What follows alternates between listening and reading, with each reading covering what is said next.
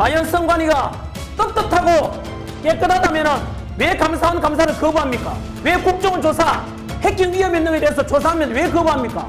뭔가 챙기는 게 있고 뭔가 잘못이 있으니까 숨기려고 하는 거 아닙니까? 대한민국 침몰 직전입니다. 제가 조사한 바로는 이대로 가면은 심판은 반드시 인용될 것이고 대통령 탄핵은 이루어지고 그들이 짜여진 각본대로 가게 될 것입니다. 왜곡된 것을 바로잡고 진실을 알려드리기 위해서 원고 정리하는데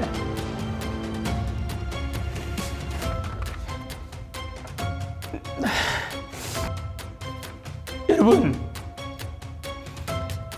대한민국이 지금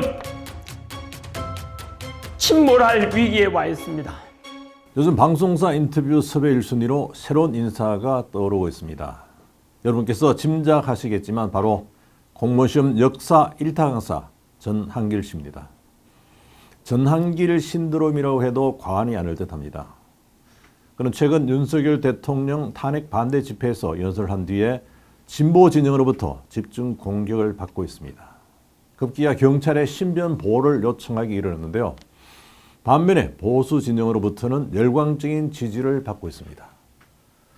노사모 출신이라는 그가 왜 갑자기 우익 집회에 등장해서 연설을 하고 유튜브를 통해서 중앙선거관리위원회와 법원 그리고 검찰과 경찰 등 수사기관을 공격하고 있을까요? 그의 등장은 참 흥미롭습니다.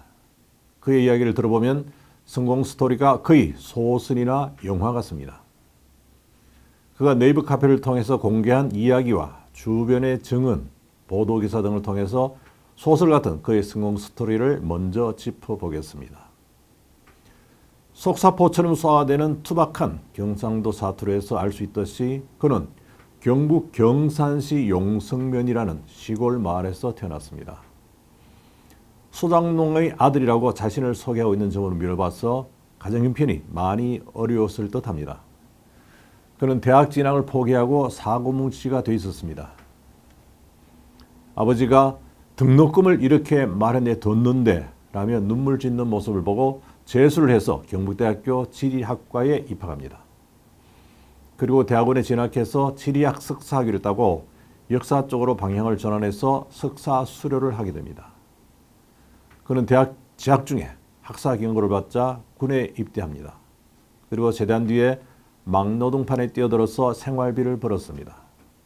정수기 판매 아르바이트에도 손을 대기도 했습니다. 그는 번지가 좋게 대학 교수 식당 앞에 떡하니 어항을 설치해두고 교수님들을 대상으로 정수기 성능을 자랑하며 판매했습니다. 바다고기인 광어와 민물고기 금붕어가 같은 물에 살 수 있는 육각수물을 만든다며 홍보했습니다. 처음에는 교수들이 모두 신기하게 바라보는 등 홍보에 성공하는 듯 했습니다. 그는 호기롭게 정수기 회사 인수 계획까지 짭니다. 교수 월급이 250만 원이었는데 그가 판 정수기 값이 120만 원이었다고 합니다. 거의 반이죠. 그런데 수질 검사를 한 교수로부터 일반 정수기와 성능에서 차이가 없다는 수질 검사 결과를 받고서는 그만두었습니다. 그러다 교육대학원에 입학하면서 학원 강사 아르바이트를 하게 됩니다.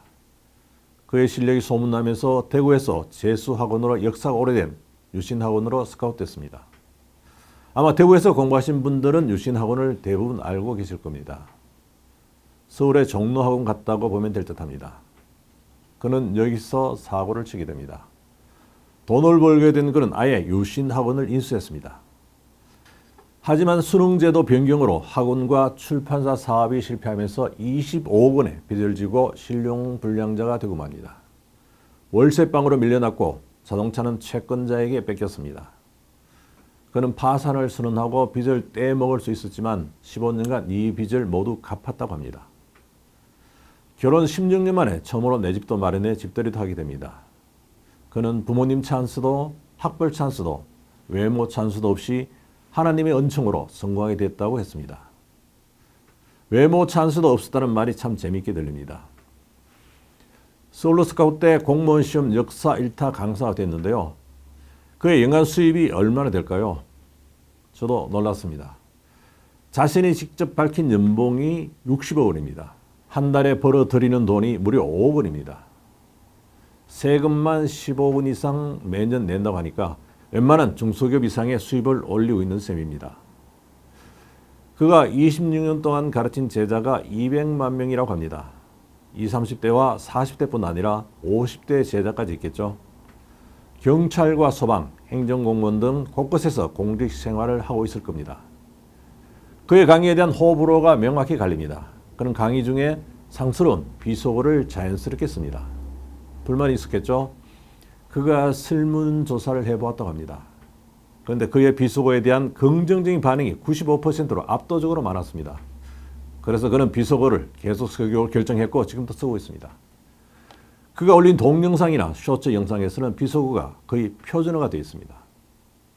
일단 그가 일타 강사로 불리는 것은 그가 가르친 제자들의 반응이 좋았기 때문일 겁니다. EBS 1등 강사로 선정되기도 했다고 자랑하고 있습니다. 그는 2018년에는 서울시 7급 공무원 채용시험 문제가 지엽직인데서 나왔다고 직격탄을 날려서 시험체계 자체를 바꾸게 만들었습니다. 이른바 전한길의 난입니다.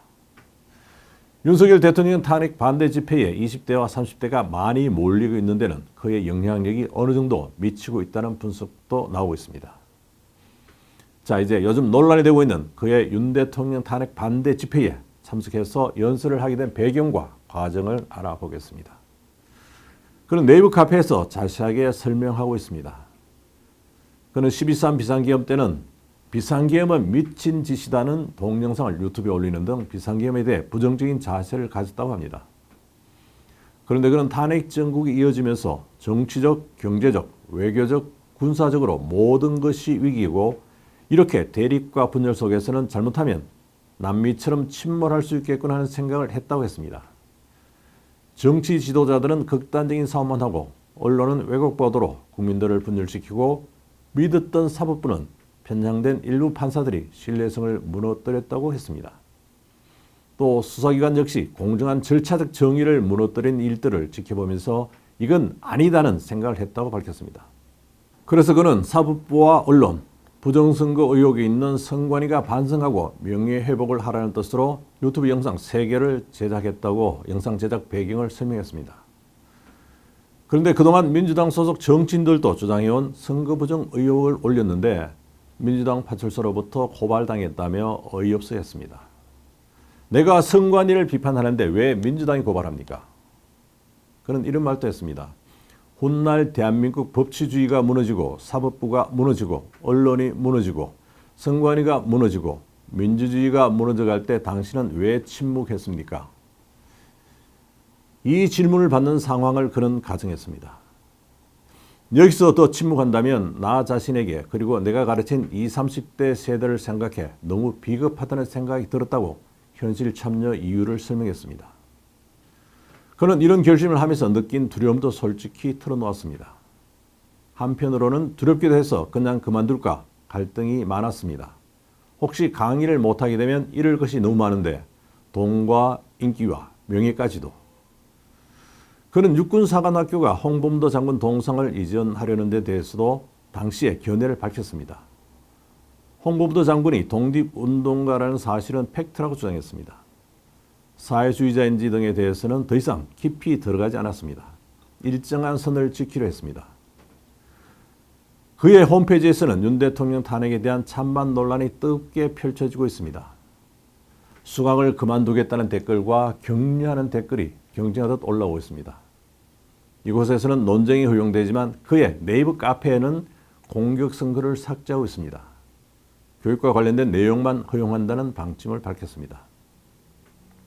그리고 그는 노이즈 마케팅을 통해서 유튜버 수입을 올리려고 한다는 일부의 주장을 반박했습니다. 유튜브 제작에 따른 수입은 모두 편집자가 가져간다고 밝혔습니다. 500여 편의 동영상을 올렸지만 아직까지 광고를 한 번도 붙인 적이 없다고 했습니다. 자신의 수입과는 무관하다는 해명입니다. 좋아요와 구독을 말한 적도 없다고 했습니다. 또 그가 정치 진출을 꾀한다는 소문도 해명했습니다. 선출직 국회의원에 출마하지 않는다고 못을 박았습니다. 지금 보수 쪽 편을 들어주고 다음 총선에서 공천을 받으려는 전략이 아니냐는 추측을 단칼에 자른 겁니다. 그는 도산 안창호 선생의 말로서 이를 뒷받침했습니다. 꿈에라도 거짓말하지 마라. 그는 청년이 죽으면 민족이 죽는다는 도산 선생의 말씀을 새기면서 강사로서 선생의 길을 계속 갈 것이라고 분명히 했습니다. 역사 일타 강사에서 탄핵 전국 최대 이슈 메이커로 떠오른 전한길 씨. 그는 그가 속한 학원에서 잘리는 것이 아닌가 하는 걱정을 일축하듯이 최근 공지를 올렸습니다. 소속 회사가 바뀌었지만 계속 강의를 하기로 했다고 말입니다. 그는 선거 부정에 대해 확신하고 있는 듯합니다. 의혹만 있고 실체를 잡아내지 못한 민감한 현안인데도 말입니다. 만약 부정선거를 입증하지 못하고 설로만 끝난다면, 그리고 헌법재판소가 윤 대통령 탄핵을 인용해서 파면을 한다면 그가 걱정한 일들이 현실이 될 수도 있을 겁니다. 그는 그가 만든 생활 10계명을 강의 중에 수시로 학생들에게 들려주고 있습니다. 첫 번째 계명은 이렇습니다. 정의롭고 선하며 겸손하고 온유한 삶을 살아갑니다. 그런데 정의롭다는 단어와 온유함이 충돌하지 않을까요? 그가 생각하는 정의와 온유함이 공존하기 힘든 것이 현실이기 때문입니다. 자신이 만든 동영상이 100만 조회수를 넘기며 신드롬을 일으키고 있는 그가 과연 정의로우면서도 온유한 삶을 살 수 있을까요? 모두 함께 지켜보시죠. 감사합니다.